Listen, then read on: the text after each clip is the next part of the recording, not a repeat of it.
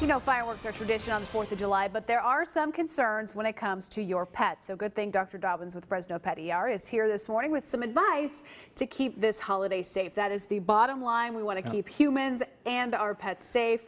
You brought in a lot of examples here. We're talking about these fireworks. What's the big problem here? Well, I mean, not only do we have the fire hazard from the flames, but they can get burned. So a lot of times when they're actually going off, the pets will think they're toys and they will go and bite at them and grab them, and heaven forbid any of the illegal ones that shoot things out, the animal grabs a hold of it and it could get your house on fire and cause all kinds of problems with people standing by. And it's not the size, I mean, really any size can do some damage. Yeah, any of these, I mean, even these little ones that spin and make noise, I mean, after they're spent, they're a nice little foreign body that they could ingest.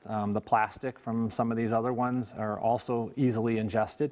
So it's not just the size. And then you've got the ones like the old Piccolo Pete's that make the loud screeching noise, and dogs' hearing is a lot more sensitive than ours, so you can imagine if it's hurting our ears, it's going to be hurting their ears. Yeah, the noise is a whole nother issue. If you take them with you to, you know, say Chukchansi Park where the big fireworks are going off, it's just, they don't like it. Yeah, that's 4th of July is not a real good holiday for the pets. I mean, you know, they need to stay at home. They need to be indoors, probably inside of a crate or a kennel in an indoor room like a bathroom or a bedroom. Blinds drawn, windows shut, TV on, radio, something to distract them and kind of drown out what's going on outside. 4th of July night is a very busy night in the emergency room because these animals get scared. They run out through plate glass windows, so they get, you know, cuts and bruises and things like that. They get out in the middle of the street because they're scared and get hit by cars. They get into fights.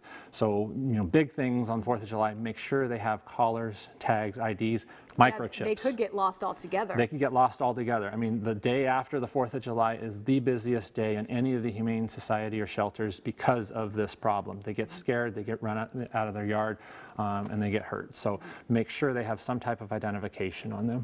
And it's not just the fireworks that's the concern here. It's also just the barbecues and the parties that people have. They can get into stuff there as well. Yeah, the whole day leading up to the time when the actual fireworks go off. You have people over, you have a barbecue, so there's lots of food around. A lot of times it's alcohol with the little red Solo cups.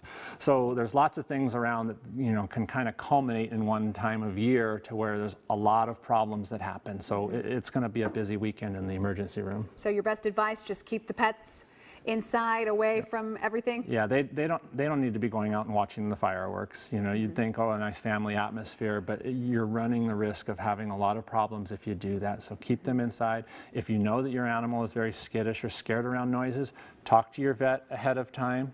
Today, tomorrow, sometime before the 4th, see if you can get some sedation or some medication to maybe try to tranquilize them a little bit so that they're not as scared. But think of it ahead of time and make sure they've got collars and tags. All right, we want them to be comfortable and, of course, safe. Bottom safe line. And sane, yep. Dr. Dobbins, thank you as always. And if you need more advice, FresnoPetER.com is their website, and their address is right there on your screen. It's 6:32. We'll be right back after this.